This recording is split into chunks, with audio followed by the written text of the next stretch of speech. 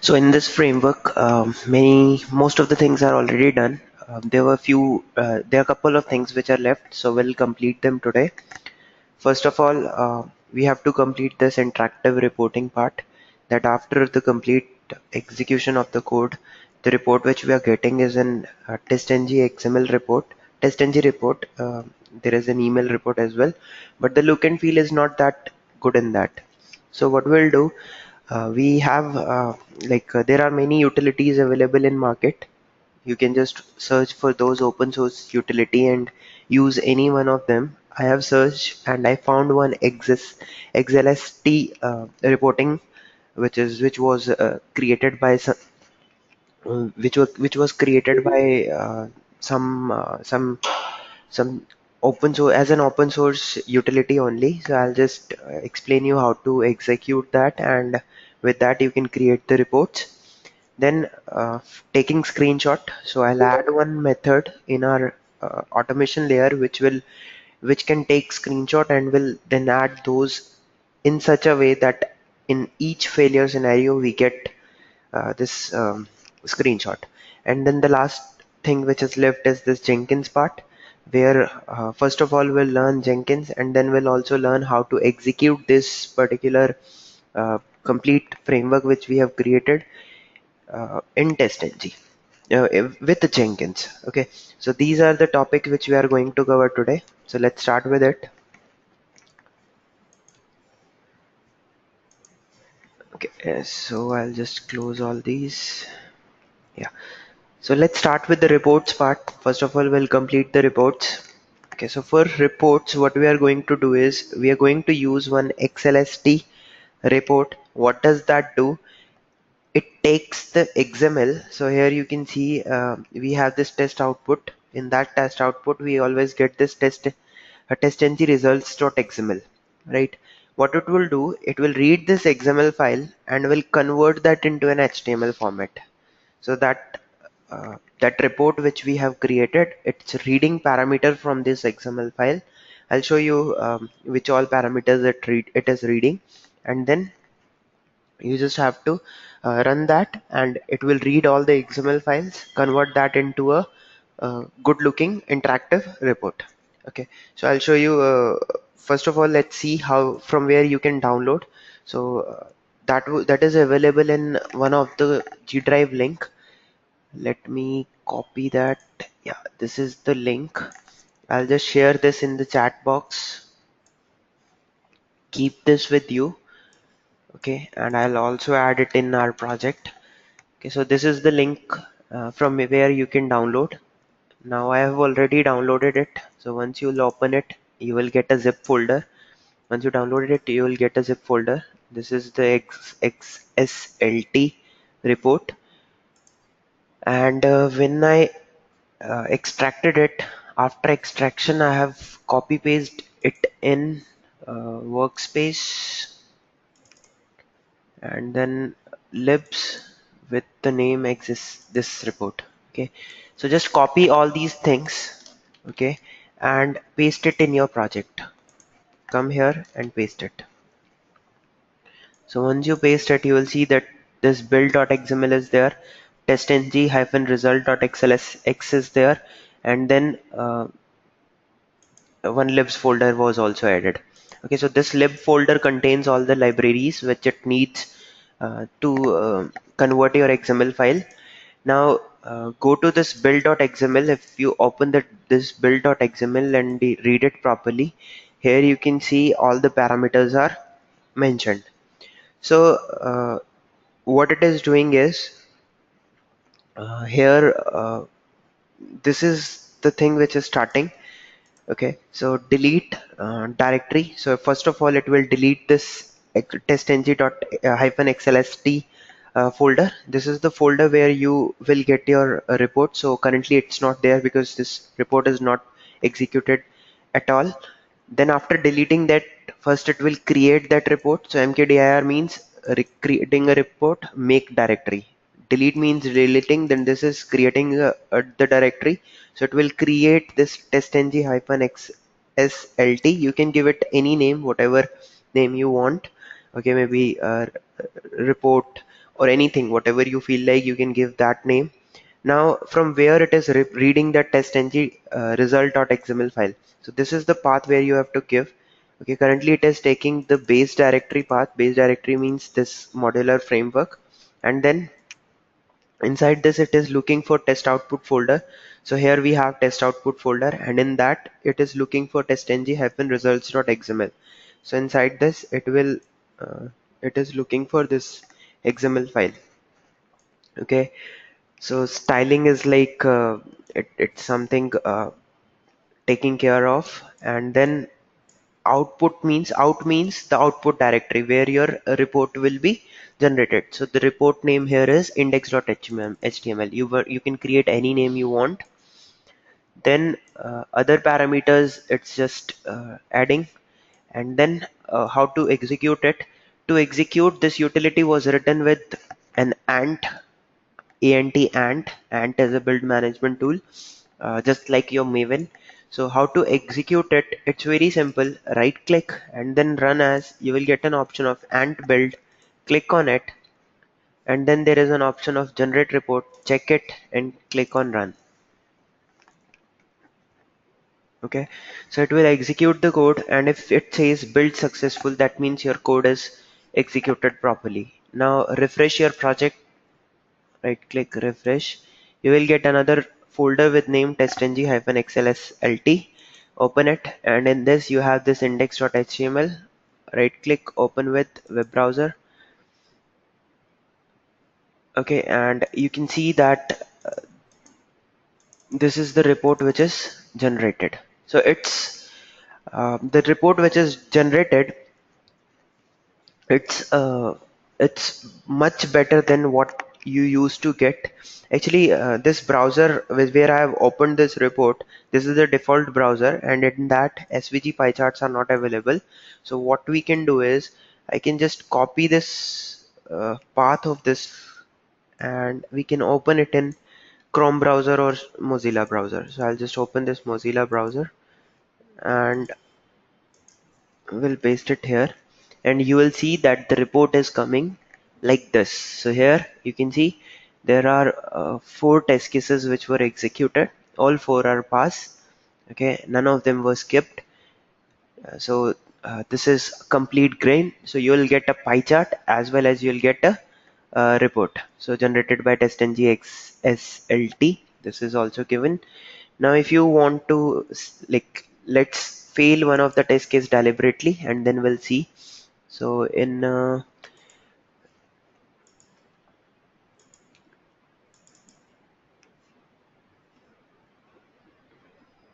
maybe in src folder in testng, where are tests, com.test.mercury travel, and in home page, let's say I'll fail one test case deliberately. uh, Get title. Okay, so in the config folder, config.properties, I'll change the page title. Let's say I'll add some extra character to it. Okay, I just added an extra character to it, and let's execute this test case. Right click, run as testng test.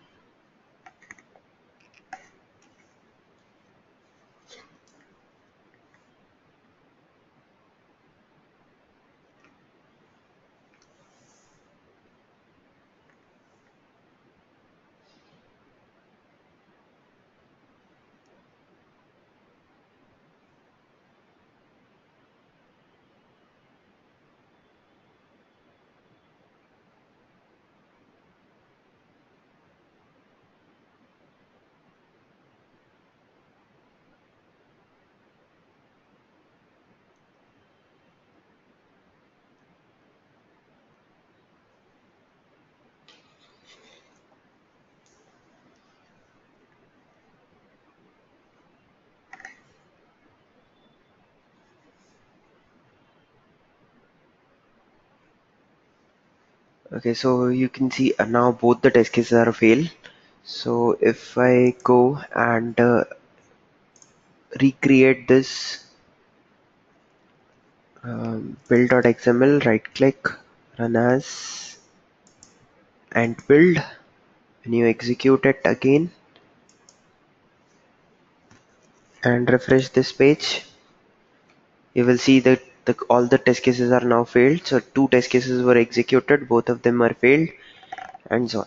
So this is how you can generate reports. Any questions now? So very simple step, just copy paste all the fields in it. I mean, whatever you download, just copy paste everything in the build.xml. If you want to change the path of your I mean, where your TestNG results.xml is kept, if you just want to change that, rest everything will remain same. Just right click and build. Rest everything it will take care, and it will get you a report which will have your normal report as well as in pie chart. If you'll click on this default set test, so it will give you a report like this, which is in a tabular format. Okay.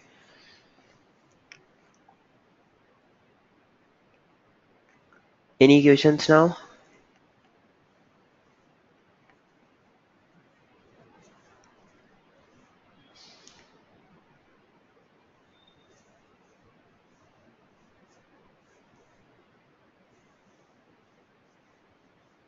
So here each and every step is also coming, like here this is showing that this step has failed, this step has passed. Now I can do one thing just to show again. I'll go to this config folder, config.properties, will make it correct. Okay, and we'll execute it from here. Right click, run as testng suite.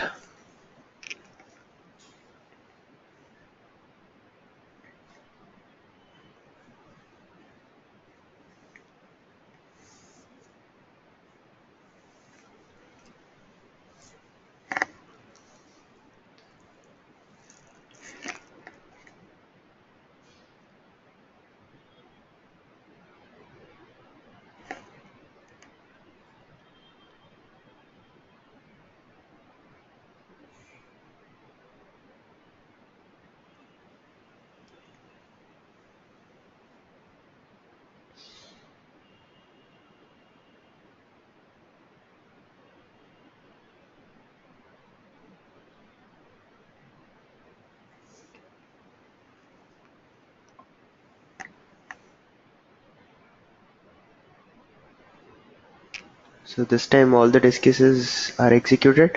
Again, all three are pass. So none of them is failed and none of them is skipped. So if I generate the report now, right click, run as, and build, generate run, and if I refresh it, you'll get all pass. Here you can see the name is changed to complete test because it is taking it from your testng.xml file, and complete test is the name. Here you can see each test case are passed, each step is passed, like invoke browser is passed when it was executed.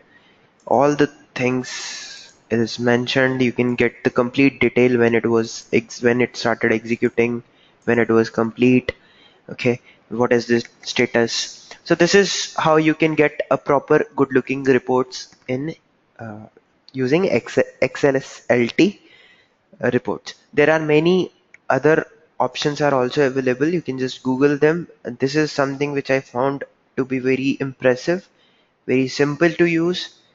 Okay, and not much modifications are required in it.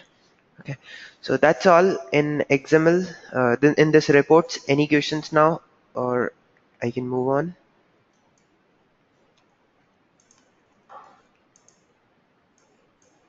Okay, then one of the topic which was left in our project was that taking screenshot.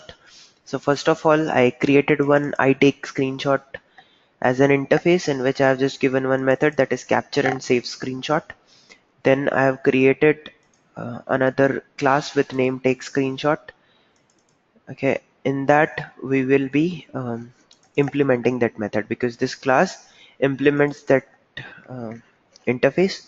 So here, first of all, I need the instance of browser, so I just created a private WebDriver instance.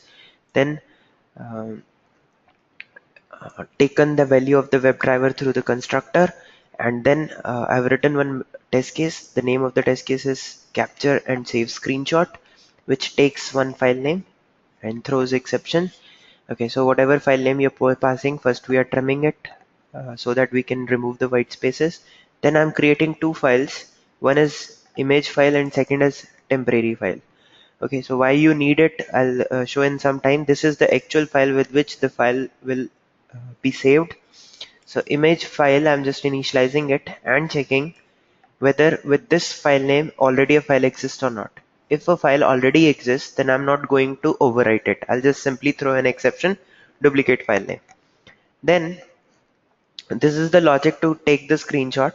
What is the logic? First of all, we are creating an instance of take screenshot, naming it, let's say, camera. Okay, then I'm typecasting this camera with this driver because just recall when we typecasted for JavaScript, the same concept will come here. Okay, this driver is an instance of WebDriver which is initialized by Chrome driver, and Chrome driver implements both WebDriver as well as take screenshot. So we want this time that driver, this time that it should contains all the methods of take screenshot. So we are just converting this driver into text by this instance of this take screenshot, and putting it in camera. So this camera is now instance of take screenshot and is initialized with Chrome driver.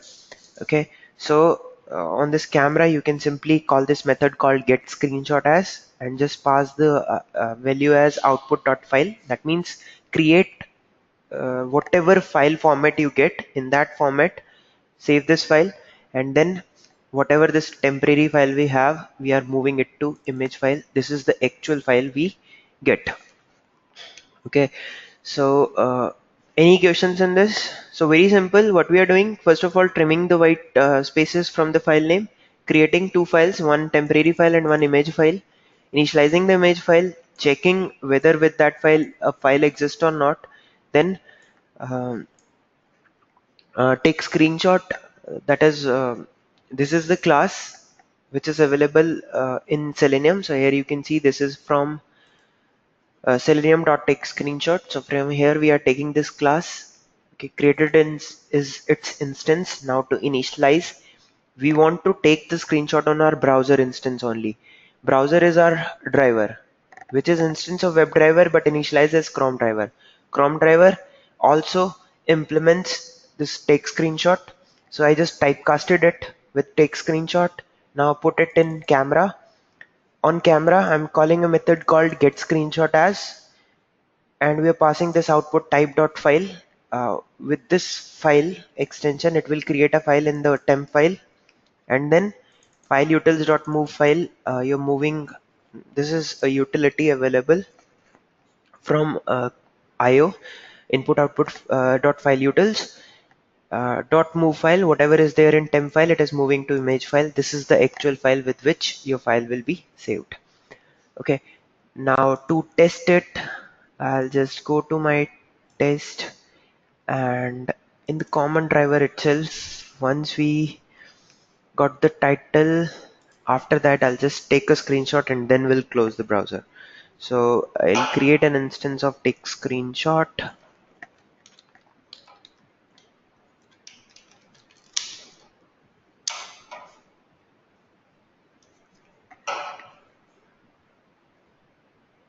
Yeah, so let's say again I name it camera equal to new take screenshot. Okay, and it will be common driver dot get driver. Okay, and here we'll say camera dot capture and save, and any name you can give here. So in the output folder I can give this path.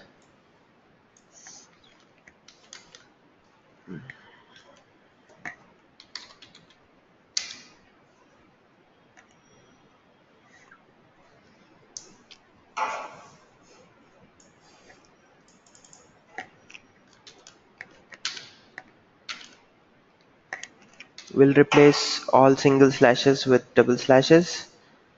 Okay, and put the name as test image dot png. Okay, whatever format you want, whether you want png or you want jpg, you can put that.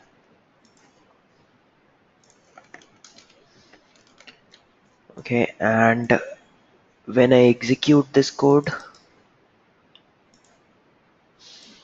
you will see a screenshot will be created in output folder. So let it get execute.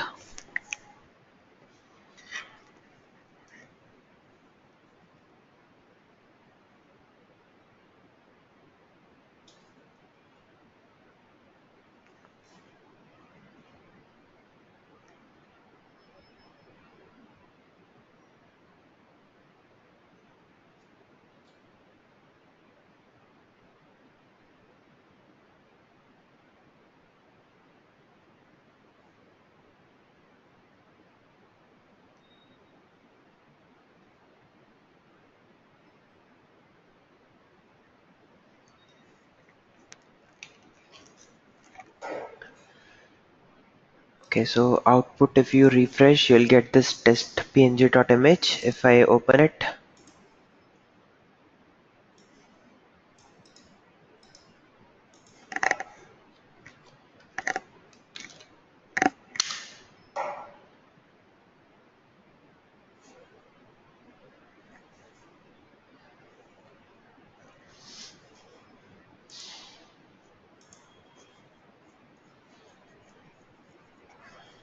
so here you can see the image of the screen was taken at that time. Okay, so you can see how clear the image is. It's the exact it should be, right? So yeah, this is how you will take screenshot. Now what we have to do is we have to add this. We have to add all these taking screenshot part in our all our failure scenarios. So in your test, wherever you have your catch statement, there you need to put the statement. Okay, so I'll create one variable. Let's say in this space only I'll create public take screenshot. Let's say I'm calling it camera. Okay, and let's initialize it in its constructor. So I'll say camera. Okay, maybe here after you get the instance of the browser, then only I'll initialize. Okay, so here I'll initialize camera equal to new take screenshot, and it needs the browser instance, so we passed it. Now wherever your things are failing, like here you can say camera dot capture and save screenshot and give the name of the file. Okay, so the name of the file will be uh, till this path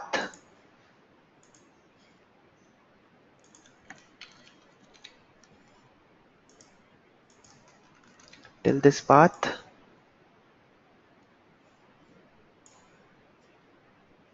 and here the name of the file. So the name of the file will be whatever the name of the method we have. Let's say the name of the method is invoke browser, so I'll just name it invoke browser dot png.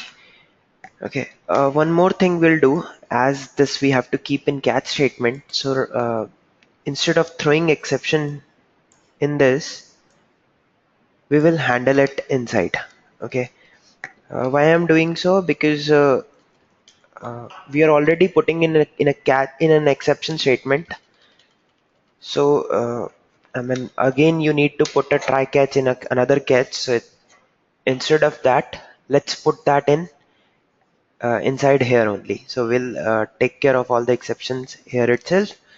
Now, if you go to this base scenario, if something fails here, a report will be created with name, this invoke, I'm sorry, invoke browser.png with this name. But every time it will create with this name, what you can do is you can create one, like when you're creating this image, either you can create one more directory inside this output, create another directory with the current timestamp, and then inside that you can put this invoke browser. So every time a code is executed, it will create a new directory for you. Okay, so that's what you can do, and just copy paste this camera.capture screenshot and put it in each catch statement with the name of the method. Like if it is a cleanup, give it a cleanup, and if it is some test case, give it that test case. So we'll get to know with the name of the file that which test case is failing, and at the fail scenario, whenever an exception will occur, that exception will, I mean, it will be caught in catch, and there you can just take the screenshot. So all the failure scenarios will be saved as screenshot because of this. So that's what was required, and this makes the end of our framework also. So if we see, this part is also done. Now we just have to trigger it through Jenkins. Rest everything is done for us. Okay, so any questions till now?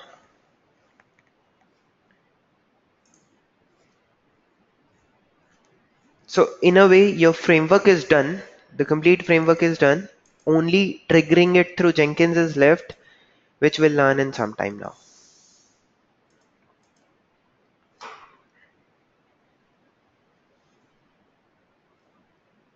Okay, so let's start with triggering it through Jenkins. Okay, so before I start, I want to take up one topic, which though I wanted to cover in our DevOps class, but that's also important here. I mean, before we jump on this, that's important to be studied here. And the topic is this continuous delivery and integration. So let's discuss about this, and then we'll move on to Jenkins. Okay, so this is one of the topic which I'll be covering in DevOps, but I'm covering here because I want to give you an idea why we need Jenkins. Okay, so the topic is continuous delivery, integration, and deployment. Okay, so let's start with it. In the old ways of software delivery, most of the time is spent in software development. The whole application is delivered without even running it for once, and is then deployed on testing phase. So just recall the time when you were not working on agile methodology. What used to happen was uh, there was a long there were long process. First development used to happen, uh, then somewhere there come a stage of testing, and we used to deploy applications which developers has delivered. uh, we used to deploy that on our environments, and then uh, remember, there were many challenges which we faced while deploying. Okay, so testing is done for a large batch of software. Bugs are reported late in the process, and if because of some bug the deployment fails, it becomes tough to identify the exact reason of its cause. We were not able to identify whether it's an environment issue or whether it's your code issue. So it was one of the problem which we faced in older way of delivering software. Then came this continuous integration, delivery, and deployment. What is this continuous integration? That is the first step. It includes three things. Okay, what are those? You have an application that on every code commit, build is created automatically, unit tests are run, and application is deployed to test like environment. So these three things happen whenever a developer check-ins the code in any of the code repository, maybe Git or SVN, whatever you're using. As soon as you check in your code, there is a trigger which generates, and what it will do, it will trigger the build. It will automatically trigger a build which will start compiling your code. So this first statement is build is created automatically. That means your code is compiled, then unit test cases are executed, and then an artifact is created which is deployed on test like environment. So this happens when you do continuous integration. Okay, so this is the first step. Next is continuous delivery, is to do automation and integration testing on every build to catch early issues. So whatever automation you will create here, that will be a part of this continuous delivery. What we are doing is, after you have deployed your artifacts on test like environment, then this automation and integration tests will execute on them to catch early issues. Even without going to actual environment, it has executed the automation. Now automation will be executed at different stages. See here. So the complete cycle I have shown. First one is, as soon as your code is commit, that can, like, the tools can be used, any one of them. Maybe Git is a code repository tool. Then Yum is again a repository which is there in Linux. Then this is a symbol of Visual Studio or TFS. Okay, so here what happens is, first build is happened, build executes or the code is compiled, unit test cases are executed, code metrics is code coverage, that the unit test cases which you have written, how much code coverage it has. Then if some kind of versioning is required, like this build should have a number x dot, maybe the name of the build dot 0102 and so on. And then update symbol servers, this I'm not sure what it is, but yeah, these four steps happens in the first step, which is actually your CI, that is continuous integration. Then after deploying it on some test like environment, any one of these test case can be executed. Okay, just remember what actual I mean, in real time, what people do is, for each type of testing, they have a separate environment, because every type of test will have its own test data. So just to keep things separate, uh, a separate test environment is created. Like, first of all, integration tests can be executed, then smoke tests. So integration tests are one step ahead of unit tests. Generally, integration tests are also something which are written by developers. Then comes the smoke test, which is a part of your functional scenario, and very common scenarios we run, like just opening your website and checking whether everything is rendered properly or not, login page is coming or not, home page is coming properly or not, title is coming properly or not. So the few things which ensures that your application has loaded successfully will run those, because if those are failing, there is no sense of running other tests. So that comes under smoke test, where we run the basic scenarios which ensures that my application is at least loading successfully. Okay, if it is failing because of this smoke test, if anything is failing in smoke test, that means there is no sense of moving forward. Just stop the build there, and failed the build then and there only, and don't deploy anything. Check it, fix it, and then start the commit again. Okay, then once the smoke test pass, then comes the feature level test, component test, service with virtualization. This I'm not sure, but yeah, these things comes in. Then like this, each step will have its own type of testing. Like if you are doing visual UI testing, usability testing, and some manual type testing, then can be done here. Then if some UAT testing are there where you can use Cucumber or SpecFlow, then that comes here. Even Selenium can come here. So once all those things are done, then we can do performance testing and network testing and capacity testing here. Till this stage, like here we deploy our code in UAT and then do these testing and then we do performance testing and all. Once that stage is done, your continuous delivery ends. Then there is one more word, that is continuous deployment. If your automation is capable enough to ensure that whatever code you have written is absolutely right, or this cycle this complete cycle, each step is passed here, and you have a good functional test curve coverage, then you can go ahead and even automatically deploy the code on your production, on your live environments. This is known as continuous deployment. So what does continuous deployment says? It says extends continuous delivery after completion of automated testing.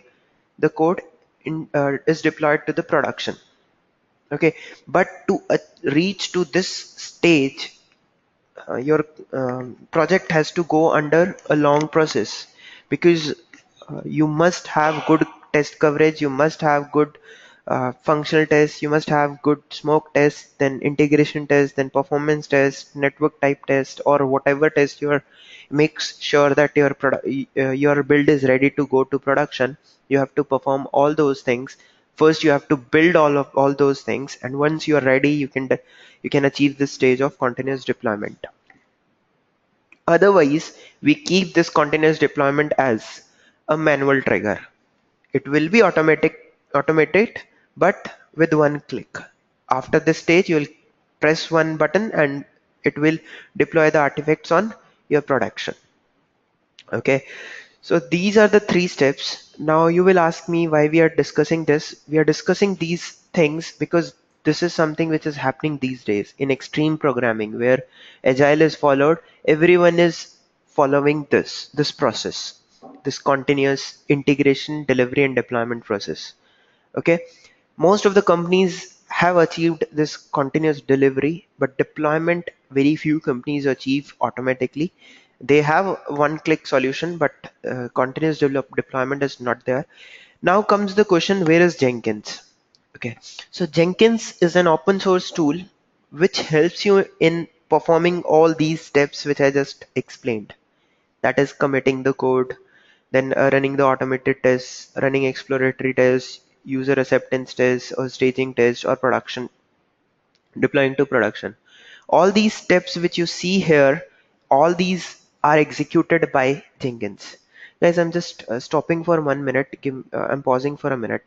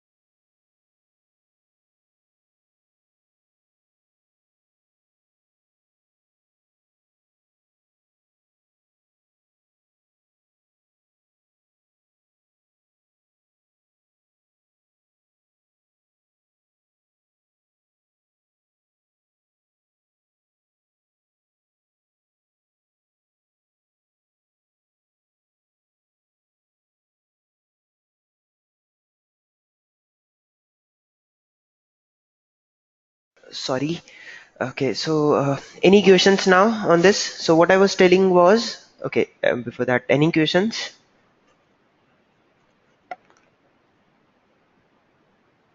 Okay, so what I was telling us that this complete process which I just explained you, all the steps are actually done by Jenkins. Jenkins takes the code, gets the code, Okay, it compiles the code, and then all this execution of automation and everything is done by Jenkins. Now, what we have to learn, because this complete process comes under DevOps part and it is out of the scope. Okay, so what we have to learn? We have to learn this stage where we will be executing our Selenium code, our Selenium code, whatever we have, through Jenkins. Okay, so how can you do that? We will learn that now. So for that, first of all, we need to download and install Jenkins. Any questions, anyone till now? So you can read this complete thing. Okay, there are a few more things which I have written, like what are the practices to follow when you are doing continuous integration, continuous delivery, what are the type of testings you can perform. You can go through uh, these topics. Okay, now Jenkins. So I'll go to this jenkins.io.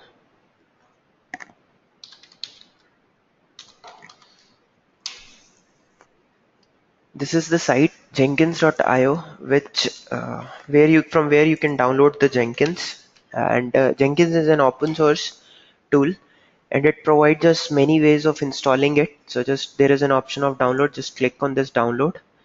Okay, here we have getting started with Jenkins. There are many options available. Like we have Docker image, we have uh, this Red Hat image and so on, Windows images there, and then there is generic Java packages. Okay, you can either install this Windows or you can install this generic Java packages. Both works absolutely fine. If you're working on Linux, then you can choose your version, like if it's a Red Hat or Fedora or CentOS. So you can download any one of this. If you're using Ubuntu, you can use this. If you're using Docker, then you can use this. Okay, for me, I have already downloaded this Jenkins Java package.war file, so I'll be using it. Okay, but if you don't want to go into details, then you can directly install this window version. It's very easy and quick way to use. Otherwise, if you're using this generic Java packages, that is .war file. Uh, war file means web archive resources. If you are using this, then what you have to do is you have to first download Apache. Uh, sorry, Tomcat Apache. That is a server available. So Tomcat download. Okay, it is from Apache organization. It's a server which will make your system as a server. Okay, where you can host your applications. So from here, download the latest version. By in the binary distribution, you can just download the zip version. I have already downloaded it. So I'll just go to my softwares, then Tomcat Apache. Okay. Uh, this thing you have to do only when you're choosing the last option. That is this one. But if you don't want to go into deep into this, just download the Windows version, install it, and it will start working. No extra thing is required. Okay. Now here I have this Apache Tomcat. I'll go inside it. Then there is an option of web apps, and in this I have downloaded this Jenkins.war, which I just explained. This is the war file. Copy paste it and restart your Apache. Okay, how to restart? Go to bin and there will be an option of startup.bat. Just double click on it.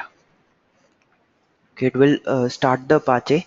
It will take some time, so let it open. It will take 2-3 minutes to start it. By that time, if anyone has any questions, do let me know. So here you can see it is reading from that web apps. It is reading this Jenkins.war.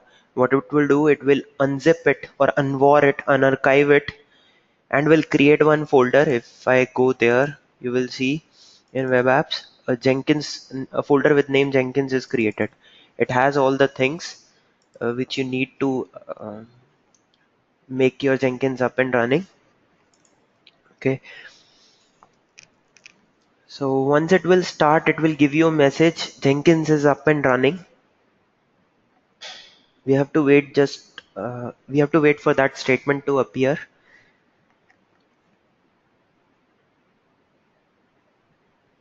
So here you can see the statement has appeared. Jenkins is fully up and running. Once this statement comes, then go to your browser and say, as it is on this local machine, so you have to access it through localhost colon, the port number is 8080, and then slash Jenkins.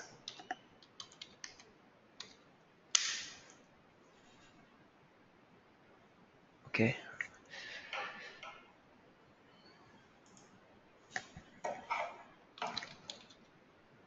let me open it on Chrome.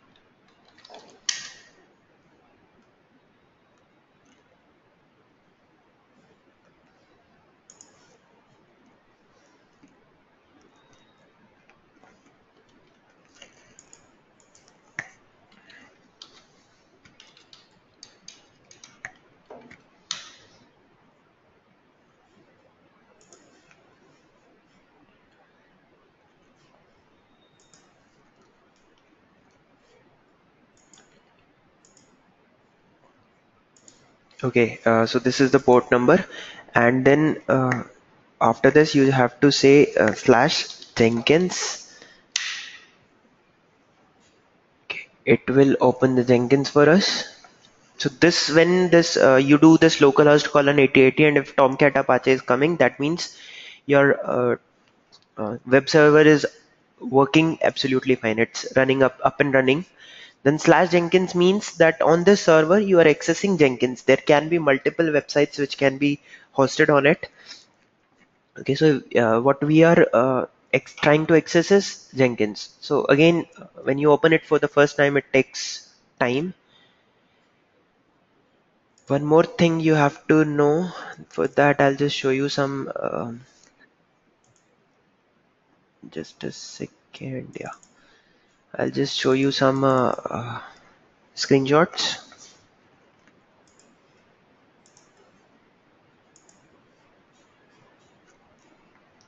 Jenkins takes time for the first time, and another reason for its why it's slow is because my system is also a little slow. Okay, so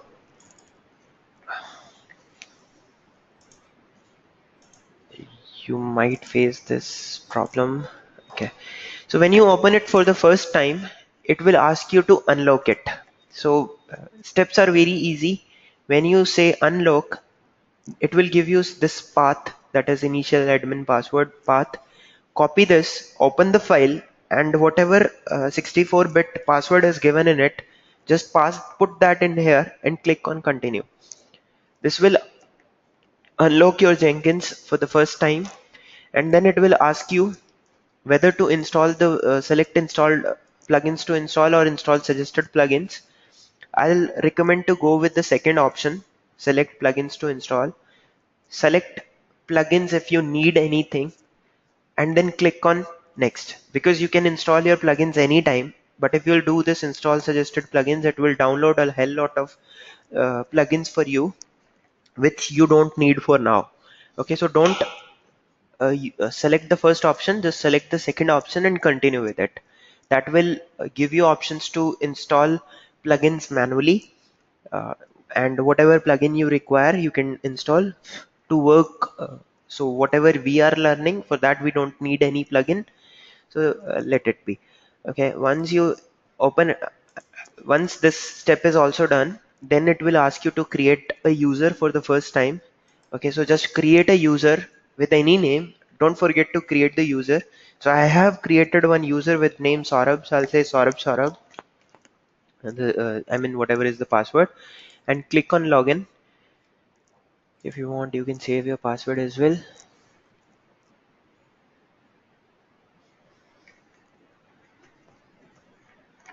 So this will take me in to the Jenkins. This is the tool which we want to learn now. Okay, few things I'll explain because they are very important and you might need them when you are when you start working on Jenkins. So one is this manage Jenkins. Go to this link. Okay, here you will get all the configurations related things. Okay, if you have added any plugin, the configuration for that also is might be available here. Okay, now two things are very important in this, these rather three things, these first three and this manage plugin. Okay, so what are they? I'll just explain you one by one. That is configure system. So if any system related configuration is there, you can add here. Okay, like what should be the URL? So if you want, instead of localhost, you want to give a proper name to it, you can give the name here. Then whenever you'll open the Jenkins, you just have to uh, access that instead of this URL. Okay, then REST shell and SCM polling, this is related to like this shell is which shell you want to execute on your system. As I'm not working on Linux, so I don't need this. SCM polling is uh, SCM is your code management tool, your source code management tool, right? So which SCM you are using? So some configuration related to that is there. Again, I don't need it. So a few of these configuration are here. Then we have few configurations in this configurable global security. Here you can add different users and assign different level of accessibility to them. So just go through these, and then we have is global tool configuration. Some of the configuration you might get here, and then one of the option is this manage plugin. So if you want to install any plugin, that option you'll get here. Currently I don't have any installed uh, plugin, so this is updates. Like if any plugin needs an update, that will come here. If you have any available plugin, like which is available for installation, there is a long list. Okay, so just search from here and install it. Like if you want to take code from Git, so you'll just search for Git. Okay, some issue with this, but yeah, you just have to search for that Git and it will give you an option. I'll just open this manage plugin again.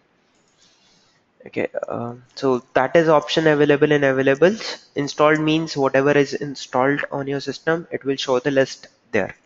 Okay, so just go through it. If you need any plugin, you can download from here, like PowerShell shell plugin if you want, Ant plugin if you want, Amazon container service plugin, Azure VM agents, so on. There is a long list, and the reason why Jenkins became famous was because of this plugin support. Okay, if you have to fetch the code from Git, you don't have to write a big long code. Just install the plugin, give the parameters, and you're done. Similarly, if you have to deploy any code on your Azure environments or on Apache environment, just search for its plugin, install it, add in your build, and whatever parameter it needs, provide that, and done. Okay, so you can go through these things. Now, uh, I'll come back to my Jenkins, and here you will see that there are some already existing uh, things are there. So these are available builds. Okay, these are some of the builds which I have taught previously, so they are there. Now, if you want to separate some of the builds, so you can just create a new view here. So this is the option. Okay, so just give any name, let's say QA Tech Hub builds. Okay, select any one of the options. So here you can see it is showing a list view, shows item in a simple list format. You can choose which jobs are displayed in which, and then the view automatically all jobs that current has access to. So I'll click on my view and click on OK. So you will get QA Tech Hub builds like this. Okay. So whatever builds I have access to, it is showing me those. If you want, I can go in my views and change it. In my views, I have the access of this, so that's all it's showing.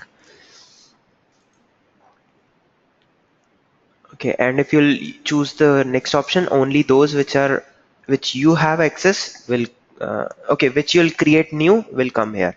Okay, like here if I say only QA Tech Hub view list, okay. Here it gives me which options you want to select. Say for example, I want to select first job only. I just want to show that. Okay. So you can see in QA Tech Hub only that job is coming. Okay. So yeah, now, so this way you can separate out different builds. Now I'll create a new one. So I'll say new and I'll give it a name. Let's say Java version check, any name you can give. Okay, select currently we don't have any plugin installed, so it will only give us freestyle project. If you'll have any plugins installed, some more options will come. For us, freestyle is fine now. If you have any already existing build with which you want to copy it, just give the name of that build. Otherwise, click on OK. So it will create a new build for us, and there will be 5 options in it: general, source code management, build triggers, build, and post build actions. General is general information which you can see here. Name of the project is here. If you want to discard out builds, just click on this. If you want to make this project as parameterized, that means if you before running you want to pass some parameters to this build, you can select this option. If you don't want to execute this project, just disable it, and so on. Okay, so I don't need anything from here. Source code management, we don't have anything. We are not taking code from any Git or big bucket or anything, so there is nothing. Next is build trigger. Build trigger is when you want to execute it. Okay, so there are multiple options like poll SCM. Poll SCM means whatever SCM you have, maybe Git or big bucket or SVN, you are polling it and checking whether the code is available to be deployed or not. That comes under this, not a good suggested one, because we have other option that when whatever repository you're using, maybe Git or TFS or something, that will actually trigger this build. This is also an option available, so people generally use that. Okay, build after other projects are built. This is like there are multiple projects, and if you want to build based on some other project, then this can be used. Build trigger build remotely, that is from some scripts you want to execute, or you want to build it periodically. Periodically means every day 9 o'clock or after every 15 minutes and something like that. So we will learn this. First, let's complete the build and then we'll come to this build periodically and we'll learn it. Okay. Next option is this build where your actual steps will come. And then there is an option of post build where after a successful execution of this build, what you want to achieve, that will come in post build actions. For now, I want is in this build, I want execute bash file. Okay, see the options which are available. There are only 3 options available for now, but if you have multiple plugins available, a long list will come here. For now, I just want to execute a window bash command, so I'll just select this, and here you can give any window command. Like if I open the command prompt and in the command prompt I say type java version and press enter, you will see that the Java version gets installed. Whatever Java version is installed, that is appearing here, right? So same thing I can do here. I can simply write Java version. Click on apply. This will apply. Okay, rest everything post build action. We don't want to do anything for now. Save it. Okay. Now in QA TechUp builds, you are in Java version check. There is an option of build now. If you click on this build now, a build will be scheduled, and here you can see that build is executing. and once it's execute properly, there can be there will be three colors which can come. Those are red color, blue color, and a gray color. Blue color means your build is successful, red means your build is failed, and gray means that your build was aborted, was not executed. If you'll select this blue one and go to its console output, you will see the output, and here you can see the Java version is printing. Console output is the most important one here because this helps us in debugging if something fails, if some code fails, somewhere something fails. This helps us in debugging. So whenever you face any issue with related to Jenkins, that if something is not working properly, if something is not executing properly, the only way to check is this. That is console output.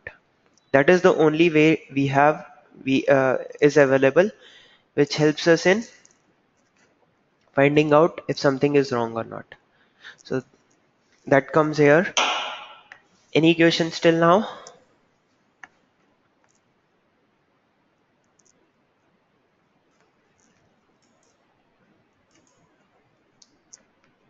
Okay. Now I come back to this Java version check, and I'll go to this configure option, and we'll see this build triggers option. Here I said that we can build our code periodically, right? So there is, just click on this build periodically, and in the schedule you can give when you want to execute it. For this, you just have to know one syntax. Don't even don't no need to remember that. Just click on this question mark.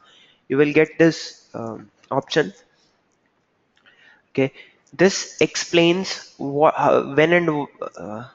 and when you want to execute. Okay, so it takes five parameters: minute, hour, day of month, and day of week. What does that means? First is minute. That at what minute of the hour you want to execute. Say for example, I want to execute, currently the time is 11:41 on my screen. Right here you can see 11:41. Let's say I want to execute this build at 11:43. So I'll put 43 here because minute is 43. Hours is 11, so I'll put 11, and it takes 0 to 23. That means 24-hour format it takes. Day of the month, today is 16, so I'll take 16.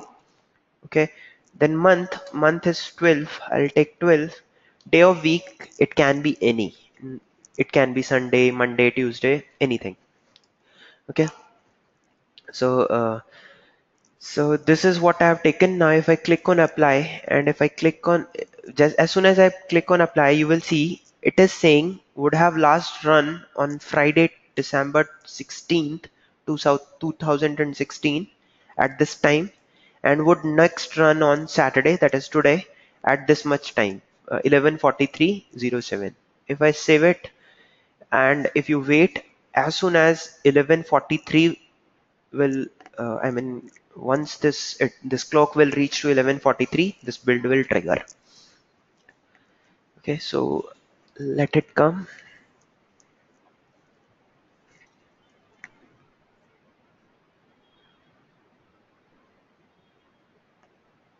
So let's just wait for 11:43.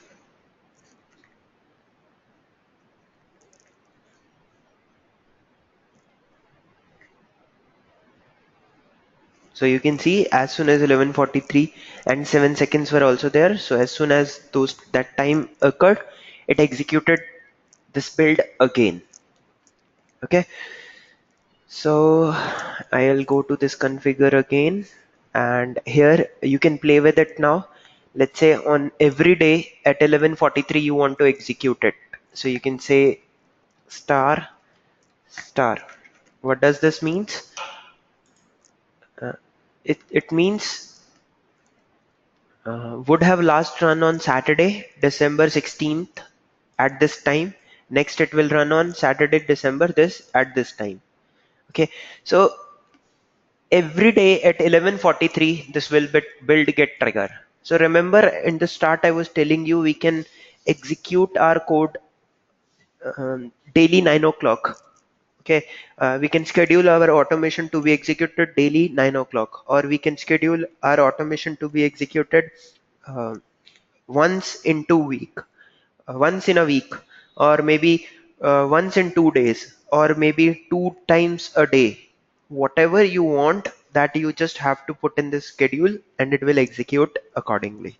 Okay, and you can play along with it by just no need to remember even, just click on this question mark, it will give you the options, select the option, the desired option, and proceed with it.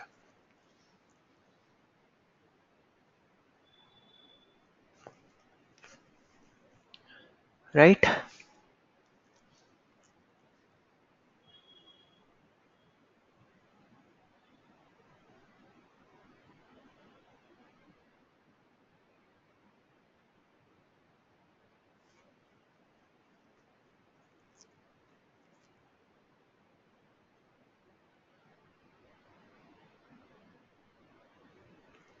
Any questions, anyone?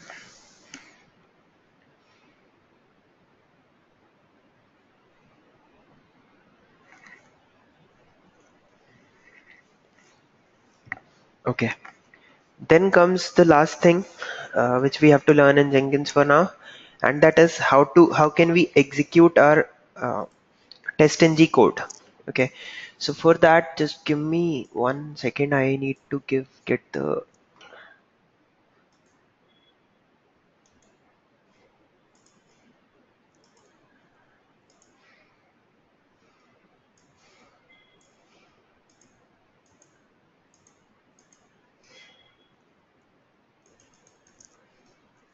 just give me a minute.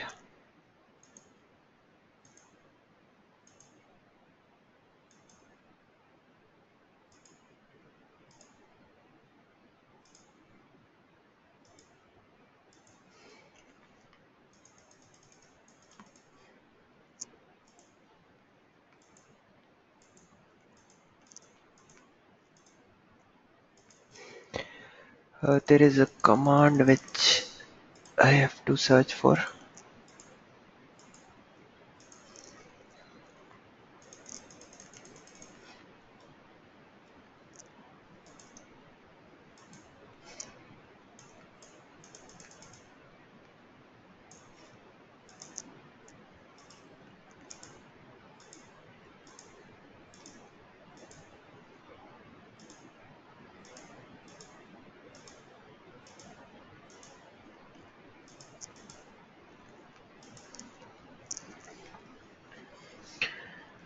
Okay,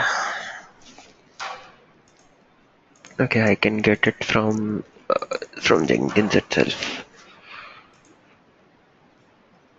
Okay, just one thing. Okay, that will execute later on.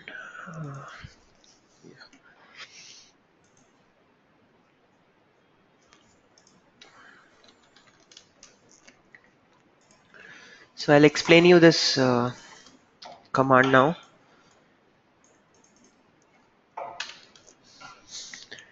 Okay, so what we are going to do now is I'll explain you how to execute these XML files which we created. These test case XML files, that is complete execution.xml file. How can you execute this in through Jenkins? Okay, so for that, see, first of all, we'll move to this path. Which path? The path of this file. This is the file path. So cd means change directory. Okay, what we are doing is we are changing the directory and navigating to this directory.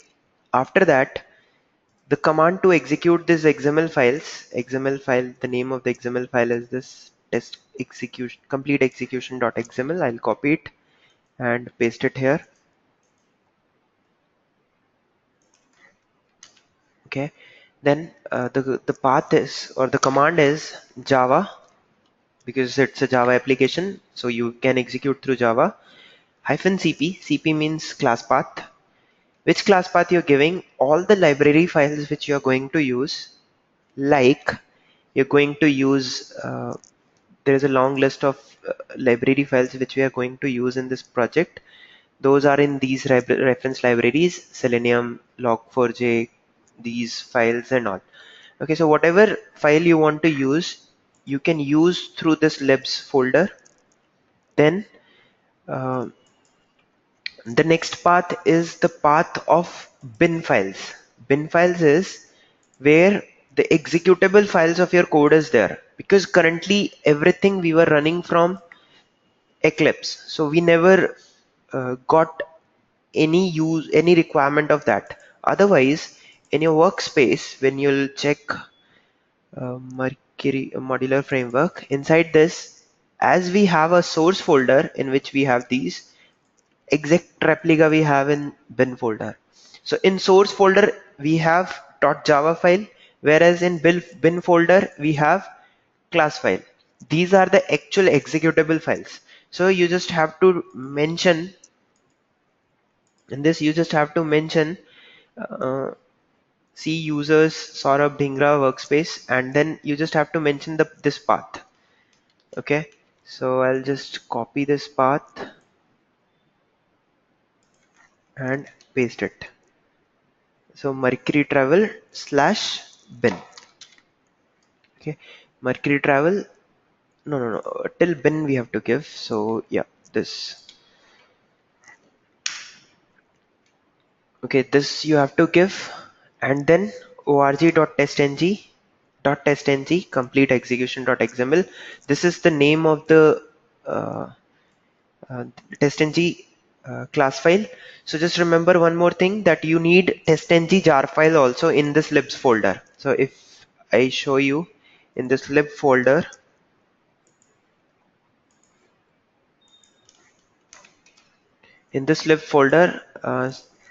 TestNG.jar file is also there. And how I got it, in my Eclipse, if you'll see, we have this uh, TestNG folder, right?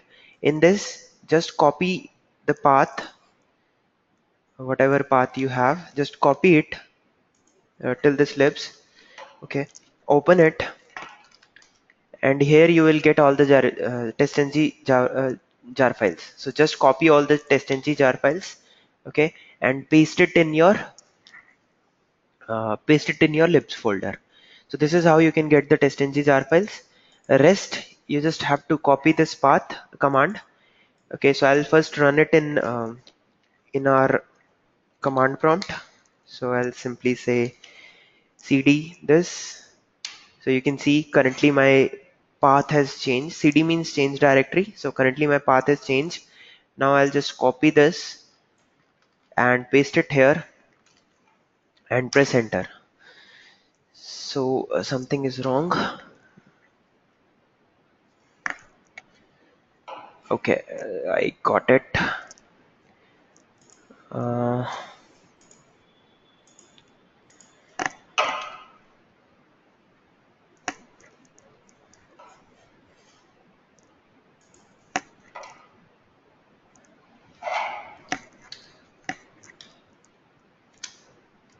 and in Saurabh and Dhingra also a white space is required. So now I can copy it. So paste, enter. Okay, something is wrong. What is wrong?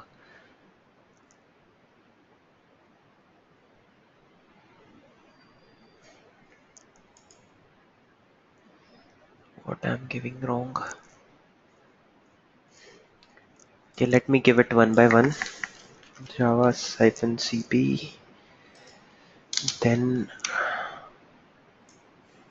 the path of this, and then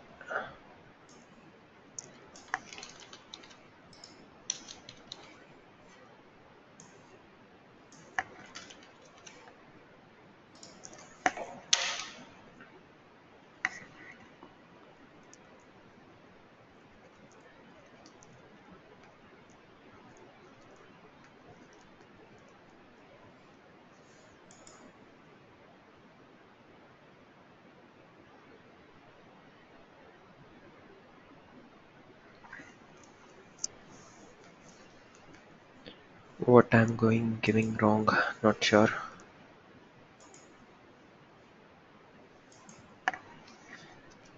Let me try this as well.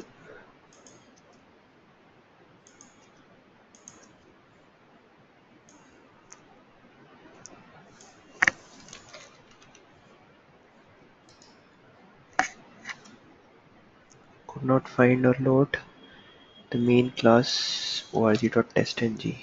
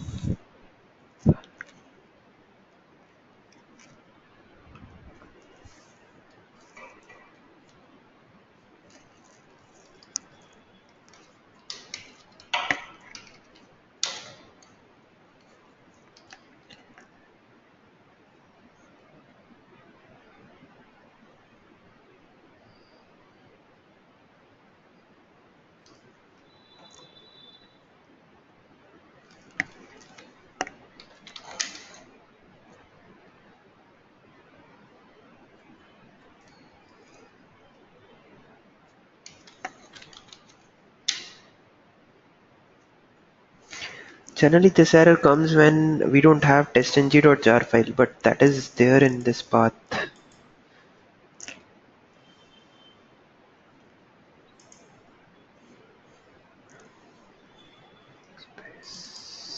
Just give me a second, I'll try it again. We have testng.jar file here, then why it's giving error?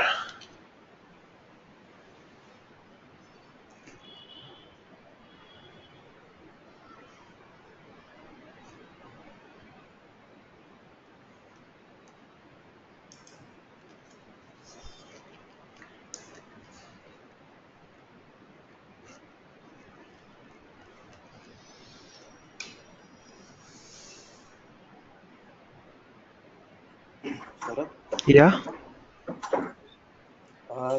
I think you just missed a space in Saurabh Dingla. Can you try? Okay. Yes. Yes. Right. You're right. Okay. Again, I have to put. Yes, you're right. So in the libs here, a white space is left. So now you can see this will execute the code. Here you can see testng, it started executing, and whatever logs you used to get on the console, now you will get it here. And same thing you will get in the Jenkins.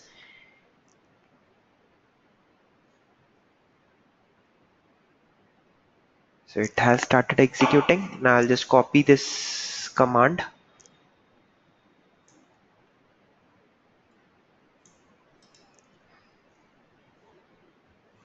and here you can see the complete execution will happen. So in the Jenkins, in my project,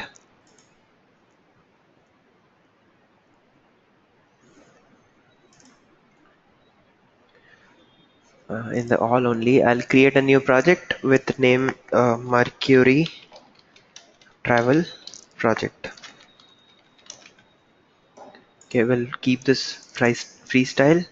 Okay, click OK. Okay, only thing which will change is execute bash command, and before this you have to do the cd. Okay, just give the path.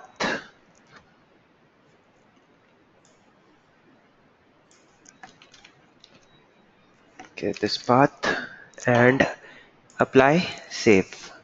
Now when you have to execute, you just have to click on build now, and a build will start. You can see that execution has started, and you can also go to console output.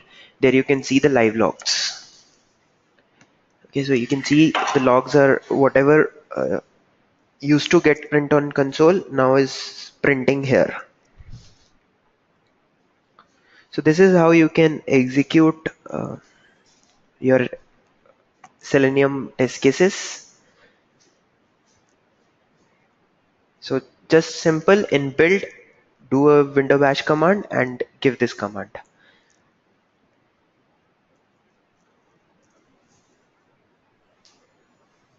So you can see report is also completed here, and your all your test cases are passed, so it is showing success.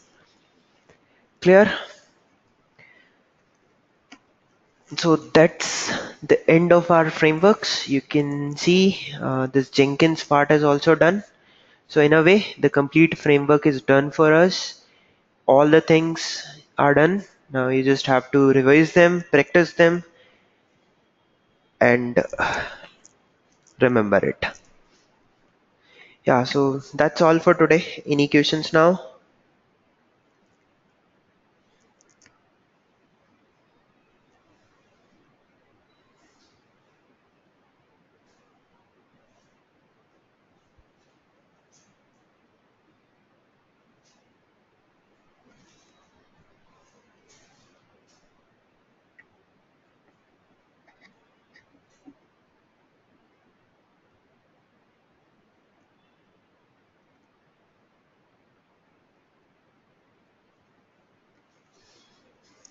Okay guys, so I can end the session now. Let me first stop the recording.